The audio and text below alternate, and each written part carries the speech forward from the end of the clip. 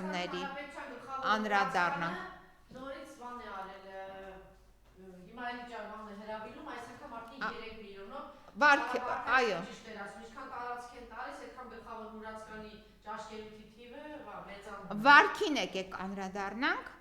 Երբևիցե մենք այսպիսի ակտիվ կողակից պետության առաջի դեմքի չենք ունեցել։ Այսպիսի ակտիվ վարքագծով կողակից մենք չենք ունեցել, այն էլ, որ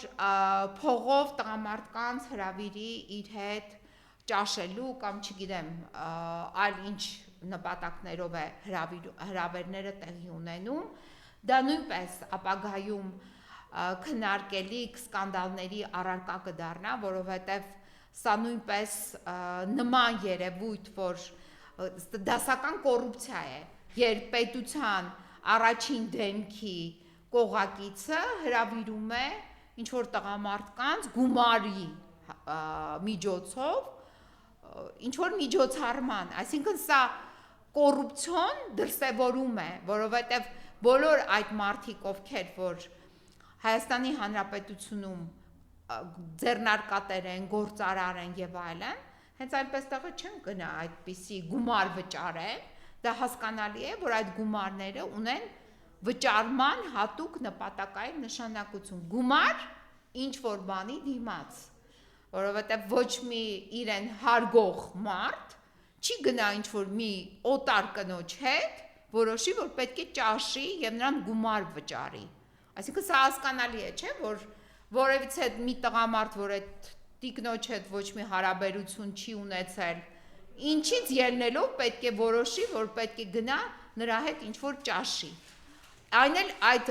ահռելի գումարների ներքո, օրինակ, չգիտեմ, 3 միլիոն դրամ կամ 5 միլիոն դրամ կամ 15 միլիոն դրամ, այսինքն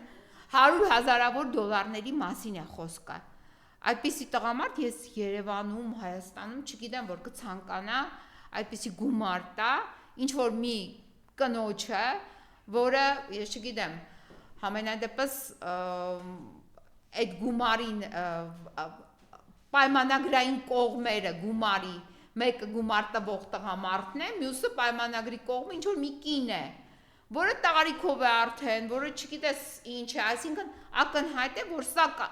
պետք է դիտարկել միայն որպես կոռուպցիոն երևույթ, այլ բան հնարավոր չէ դիտարկել այս ամենի մեջ։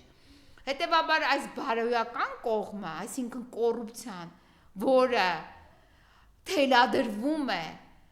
Հայաստանի Հանրապետության հրապարակում գտնվող կառավարության շենքից, որովհետև կառավարության շենքում է գտնվում նաև այդ միլիոնավոր դոլարների տոմս վաճառող կնոջ գրասենյակը, այդտեղ է գտնվում պաշտոնապես, այդպիսի հայտարարություն է արվել, որ տվյալ անձի գրասենյակը գտնվում է այդտեղ, այսինքն պետության շենքի մեջ նստած անձը մարդկանց հրավիրում է,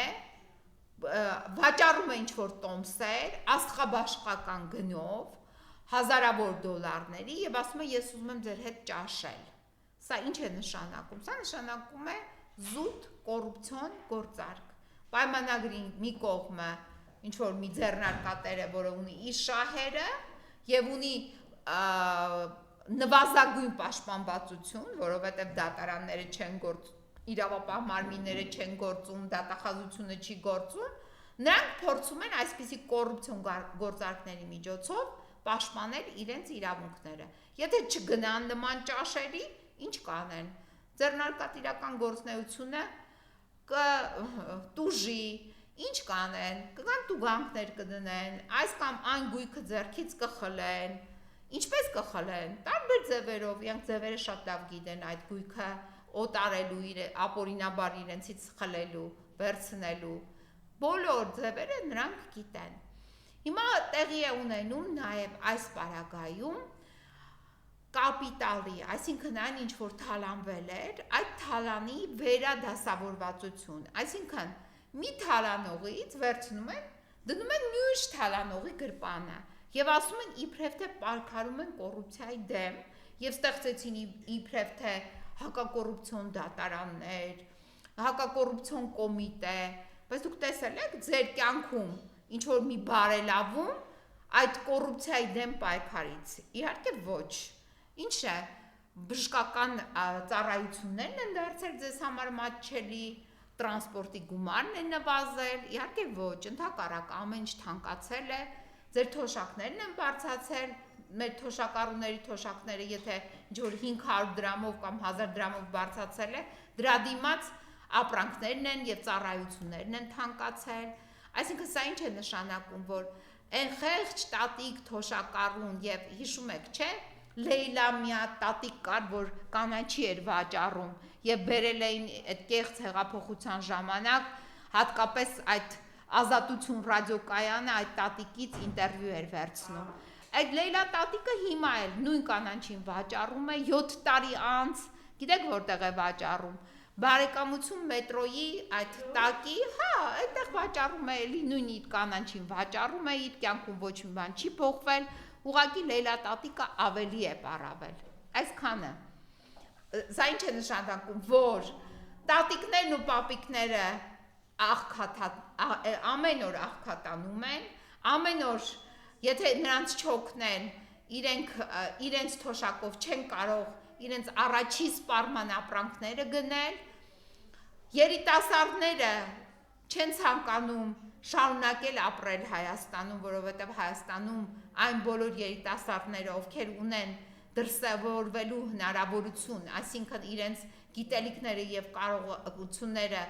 լայն են, նրանք փնտրում են աշխատանք օտար երկրներում, օտար ափերում, նրանք գնում են։ Ովքեր են մնում խեղճերը, ովքեր են մնում ավելի թույլերը եւ իհարկե մնում են նաեւ զավթիչները, թուրքերը եւ նաեւ կոռուպցիոներները, որ երկիրը այսպես կեղեքում են, որ վաճառել են Արցախը եւ հիմա էլ վաճառում են այլ մասեր Հայաստանի Հանրապետության տարածքից։ Ամեն գիշեր Խոզնավար, Խնածախ, այդ Գորիսի մոտակայքի գյուղերը ամեն գիշեր ուղակի գնդակոծվում են, ամեն գիշեր գյուղի բնակիչները անհանգիստ են։ Մյուս հատվածը է Սկիրանցի, որ հանձնել է, ինչքան տեղեր է, չէ՞ հանձնել։ Ինքը